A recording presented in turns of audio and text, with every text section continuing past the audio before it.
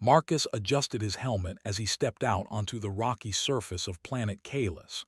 The wind whipped around him, carrying dust that stung his skin through the thin layer of protective fabric.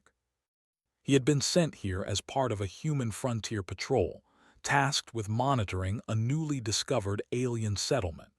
Humans had been expanding into the galaxy for decades, but Kalis was one of the harshest worlds they had ever tried to colonize. Harsh winds, jagged cliffs, and sudden storms were just the beginning. The planet also held the Valorians, a species humans knew very little about. Their technology was advanced, but their society was tightly bound by rules and traditions humans could barely understand.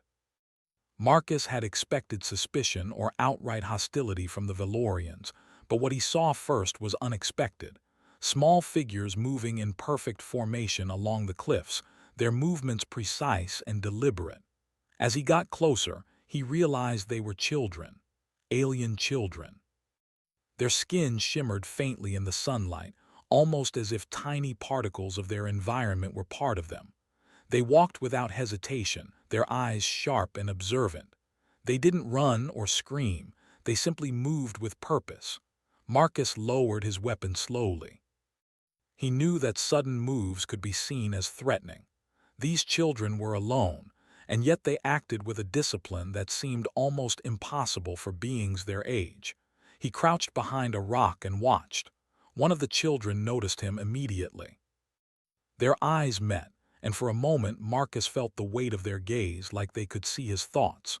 Then, without fear, the child gestured for the others to continue and they followed silently. Marcus stayed in place, unsure what to do next. He knew Valorians were protective of their young and wary of humans. Approaching them directly could provoke trouble, but leaving them alone felt wrong. Something about the children's behavior told him they were intelligent, capable, and perhaps in danger. It was then that he saw her.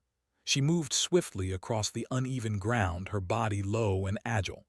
Marcus's first thought was that she was hunting, but no, her eyes were fixed on the children. She moved like a shadow, careful not to alarm him, yet her presence radiated authority.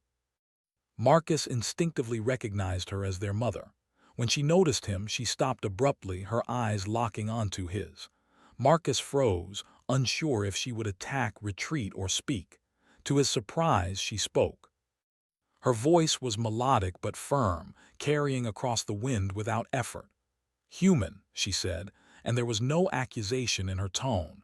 "I need your help." Marcus hesitated. He had encountered alien species before, and most requests like this carried hidden motives or dangers. "Help?" he asked cautiously. "With what?" She stepped closer, hands raised slightly in a gesture of peace. Her eyes were soft now, showing exhaustion and worry. "My husband is dead," she said. "I am alone. My children are capable, well-behaved, but I cannot protect them fully while I fulfill my duties among my people. I need someone I can trust to watch over them." Marcus blinked. The request was unusual. He had expected her to demand food, shelter, or perhaps even compliance with some Valorian rule. But trust, protection, and for children no less. I don't know if I can," Marcus admitted, his voice low. "They are aliens. I don't know your ways, and I'm only one man." Her gaze softened. "They are well-behaved. They will follow instruction.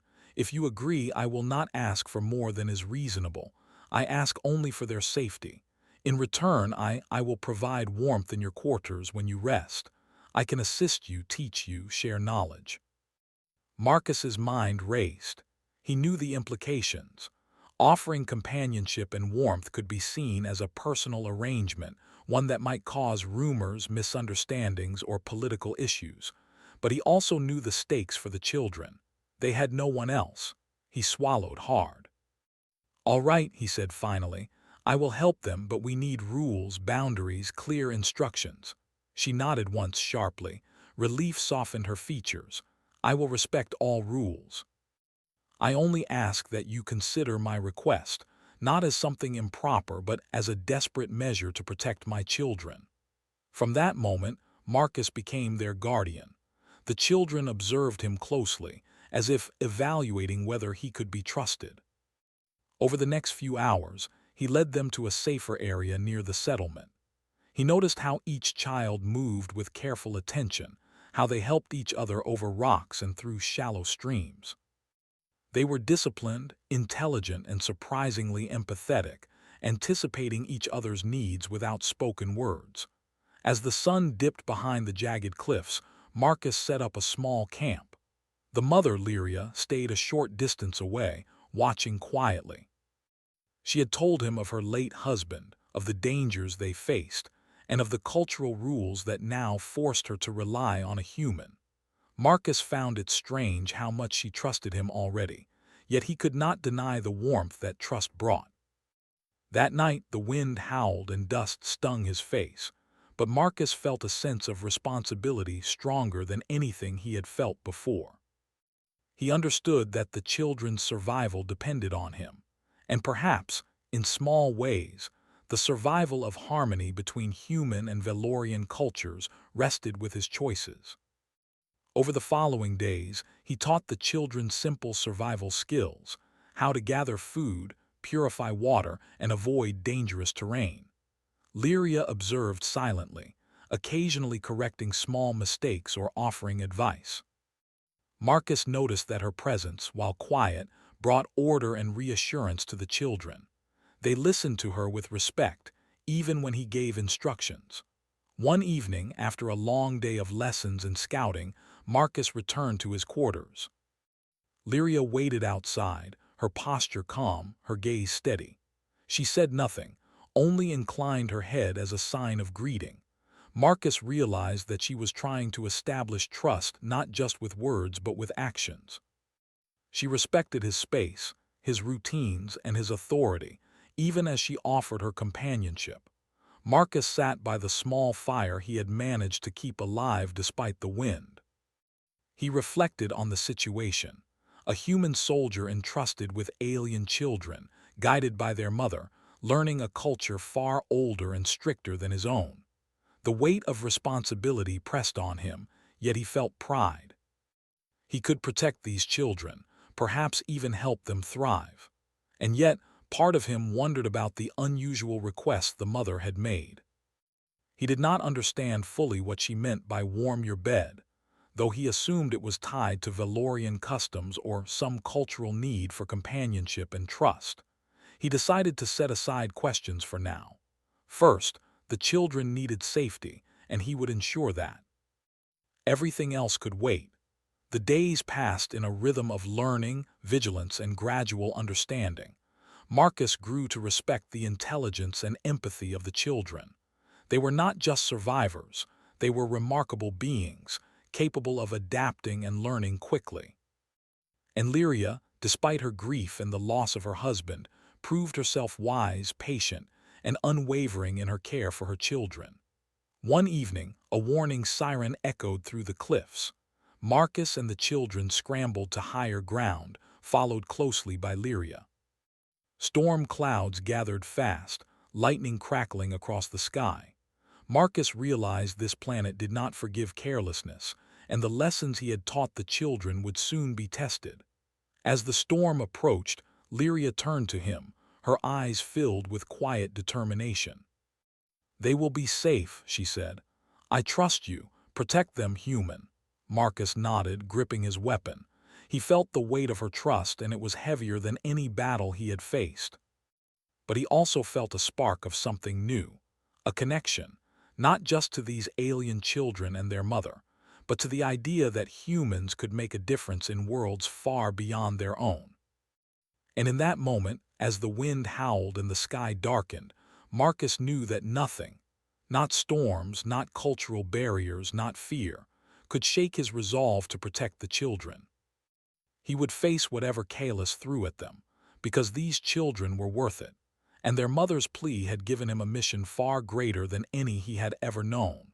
The storm had passed, leaving the cliffs slick with rain and the air heavy with the scent of wet rock. Marcus led the children and Lyria down from the high ground, carefully navigating treacherous terrain. The children moved quickly, but always under his watchful eye. Their discipline impressed him. They seemed to anticipate his instructions before he spoke, their eyes alert for danger and their movements precise. Once they reached a safer area, Marcus set about checking the children for cuts and bruises. Each one had minor scratches but nothing serious. Lyria knelt beside them, her hands gentle as she examined them, speaking softly in her melodic language. The children listened, responding with subtle nods and murmurs. Marcus didn't understand her words, but he understood the tone. It was calm, reassuring, and filled with care. "You've raised remarkable children," he said finally, looking at her. Lyria's eyes softened. "I had help from the community before he was taken from us. They learn quickly, but they also need guidance, protection. That is why I asked you, human." Marcus nodded. The trust she placed in him was extraordinary. He had dealt with humans, and he knew trust was earned carefully over time. With Lyria, it felt instantaneous, almost as if her experience and need for survival had compressed years of judgment into moments. He felt the responsibility weigh on him, heavier than any weapon he carried.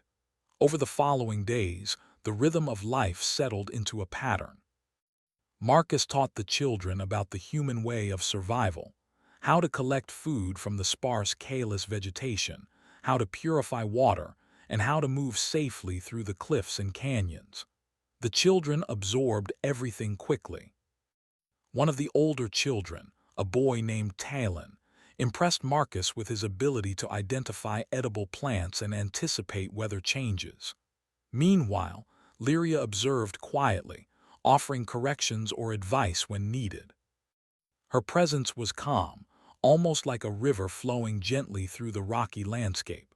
The children respected her deeply, listening to her without question. Marcus noticed that their trust in him grew steadily, yet it never replaced the bond they shared with their mother. It was a delicate balance, and he respected it. Not everyone in the colony was pleased with the arrangement.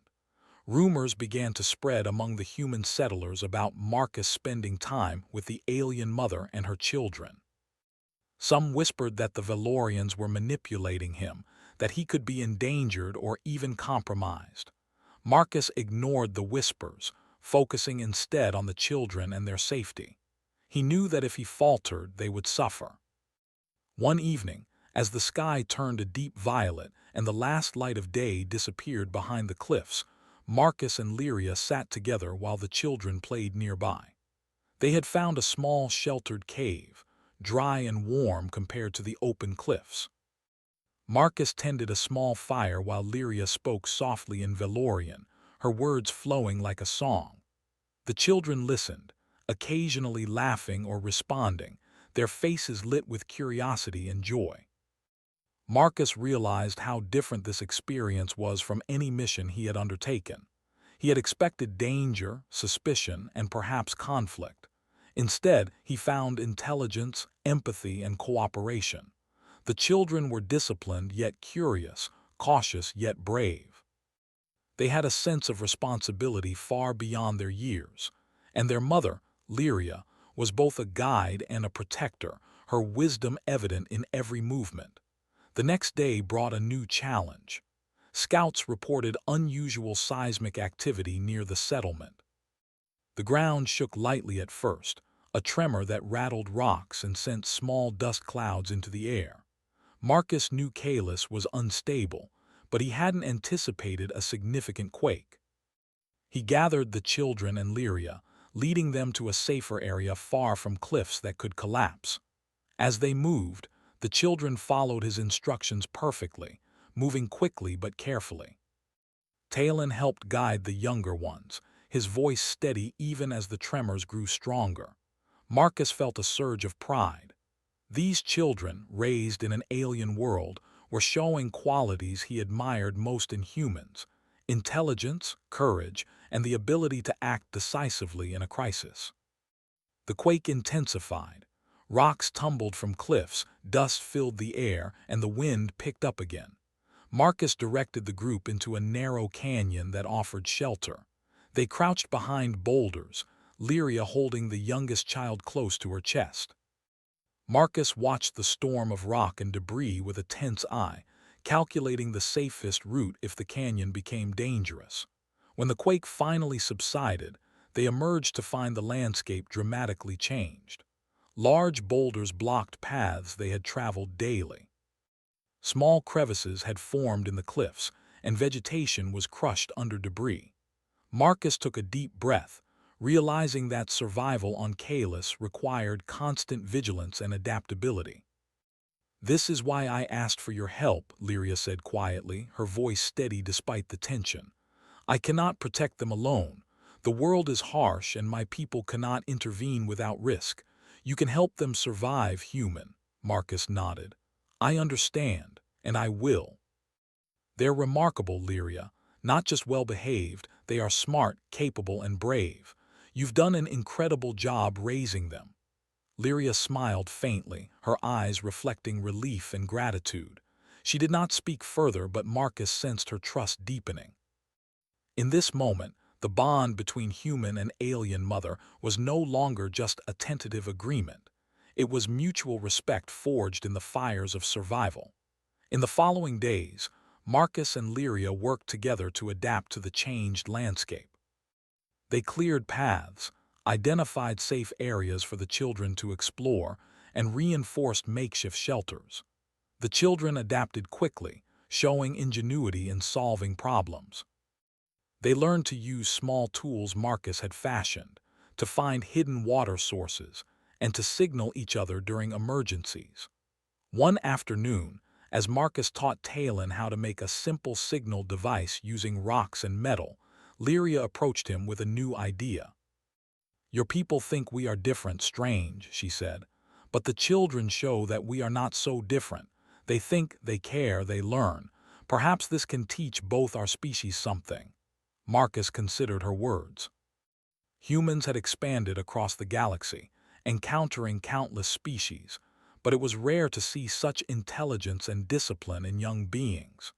He realized that the children represented a bridge between two worlds, a symbol of cooperation, learning, and hope.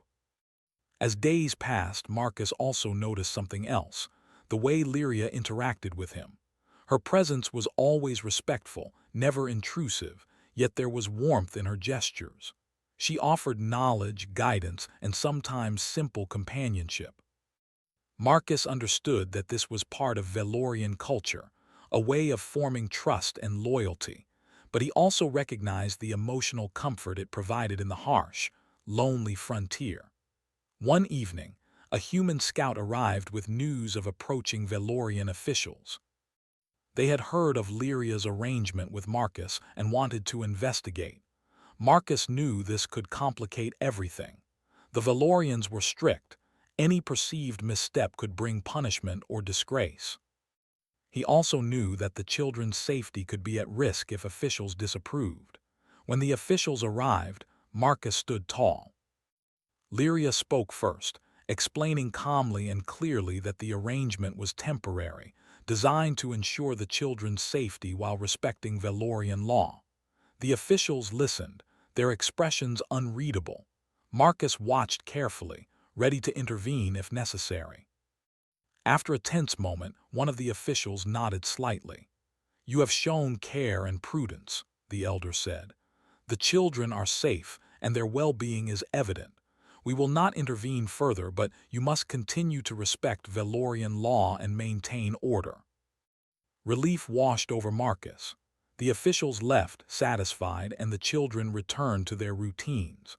Marcus realized that this experience was teaching him something important, not just survival, but diplomacy, patience, and the value of trust across species. As night fell, the children slept peacefully, exhausted from the day's activities. Lyria remained nearby, her gaze soft but watchful. Marcus sat by the fire, reflecting on the events. He thought about how far he had come since first arriving on Kalis. He had gone from a soldier following orders to a guardian, a teacher, and a bridge between two worlds. He also thought about the future. The challenges were far from over. Kalis was unpredictable, and the colony still faced threats from the environment and perhaps other alien species. But he felt a renewed sense of purpose. He was not just protecting children. He was helping forge a future where humans and Valorians could coexist, learn from one another, and thrive together. In that moment, Marcus understood the true meaning of the mother's plea. It was not merely a request for protection or companionship. It was a call for partnership, trust, and shared responsibility. And he was ready to answer that call, no matter what lay ahead. The days after the earthquake had settled into a rhythm, but Marcus knew life on Kalis could change in an instant. He and Lyria continued teaching the children survival skills, and the children continued to impress him with their intelligence, discipline, and empathy. Talon, the oldest, often took the lead, guiding the younger ones while Marcus and Lyria observed.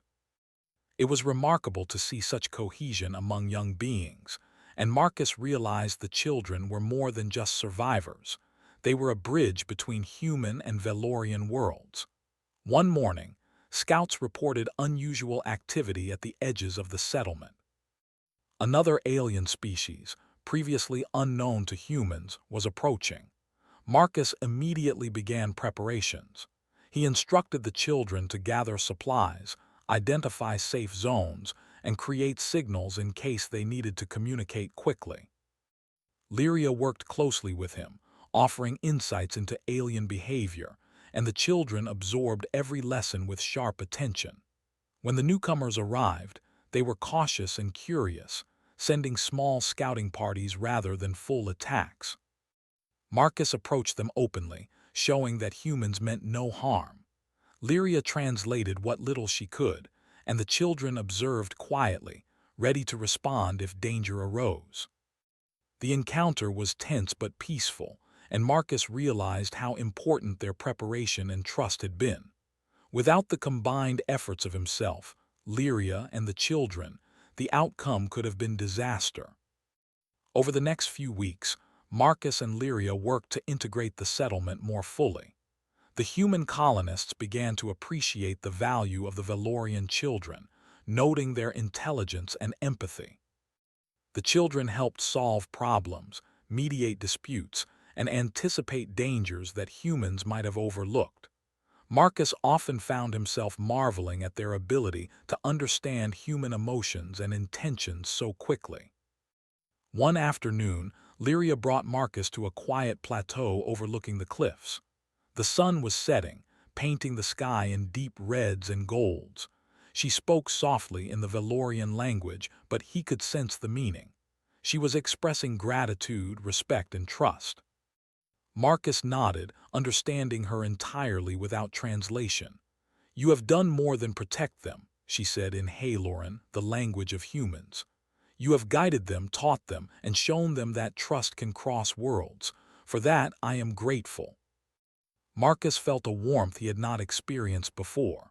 The bond he shared with Lyria was not just duty. It was respect, admiration, and a quiet friendship built on shared challenges. He realized that this was what humans could offer: courage, intelligence, and empathy that could change worlds. Then came the most critical challenge yet. A violent storm, far larger than any before, approached Kalis. Winds howled at impossible speeds, lightning struck the cliffs, and the sky turned dark.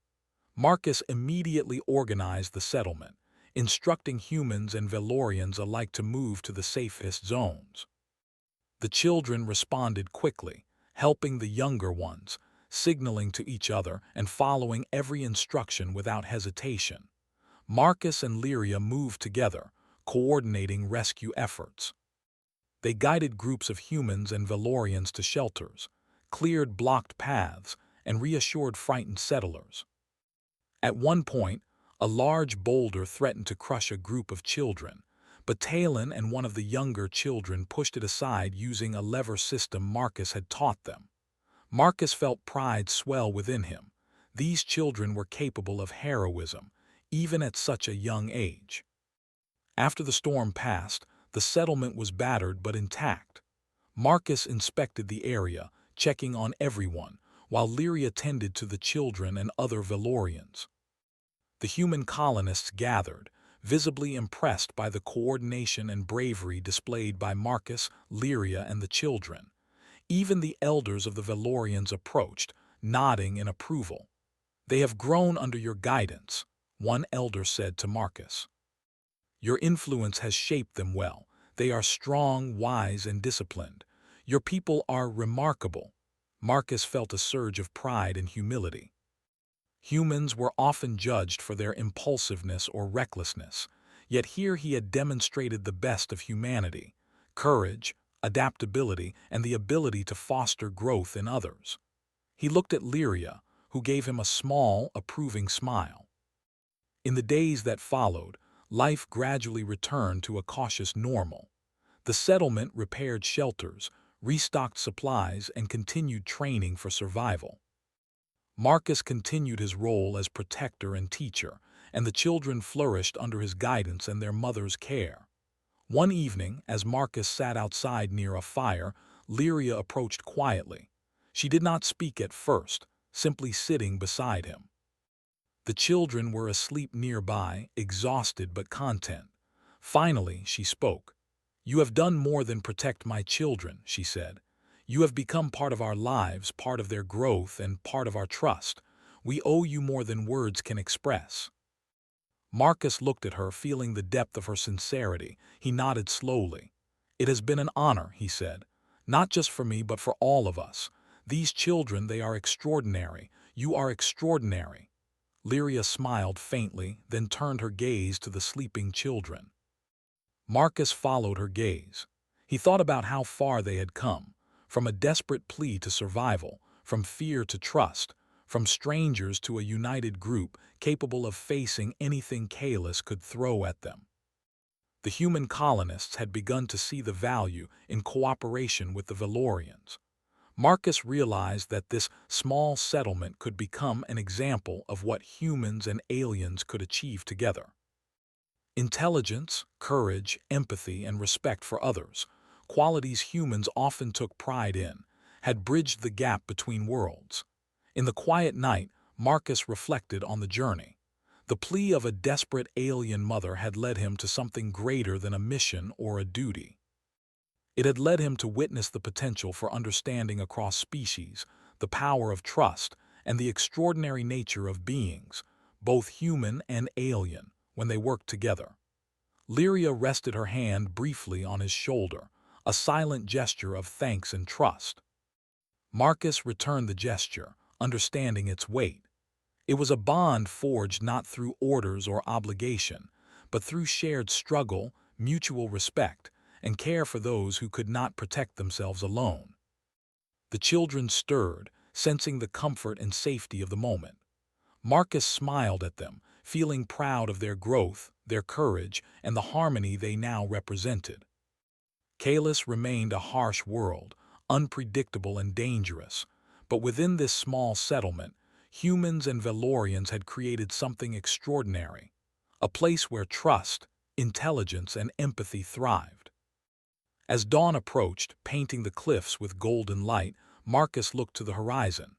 There would be more storms, more challenges, and perhaps more unknown species to encounter, but he knew that together they could face anything. The children's discipline, intelligence, and compassion, guided by their mother and nurtured by human courage and insight, were proof that cooperation could overcome even the harshest conditions. And for Marcus, the greatest lesson of all was clear. Humanity had the power not just to survive in the galaxy, but to inspire, to guide, and to elevate others. The mother's plea had begun as a request for protection, but it had become something far more significant, a shared journey of trust, growth, and hope for the future.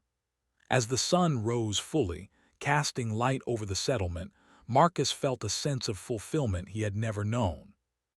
He had answered the call of an alien mother, protected her extraordinary children, and learned the strength of his own people in the process. Kalis was still wild, still dangerous, but within its cliffs and valleys, a new story had begun, a story of unity, respect, and the extraordinary potential of humanity. The children laughed as they played in the morning light. Lyria watched them with quiet pride. Marcus joined them, feeling their energy, their curiosity, and their brilliance. Together, they represented something bigger than themselves, a bridge between species, a testament to courage and intelligence, and the undeniable truth that humans could make a difference in the galaxy. And in that moment, Marcus knew with certainty that the mother's plea had been the beginning of something remarkable.